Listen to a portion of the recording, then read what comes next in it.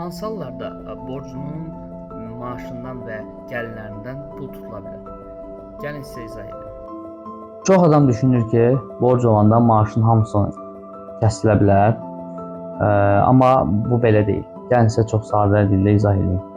Deməli, vergilər çıxıldıqdan sonra maaşımızın 50%-i tutula bilər, 50%-i isə sizdə qalır. Fərz eləyək ki, bir neçə icra sənədi var. Bu halda belə yalnız 50%-ni tutula bilər, yenə də 50% sizdə qalacaq. Amma bəzi hallarda bu qayda dəyişir. Aliment olduqda ailə başçısını itirməyə görə, sağlamlığa vurulan zərərə görə və cinayət nəticəsində vurulan zərərə görə 70%-ə qədər tutulma ola bilər.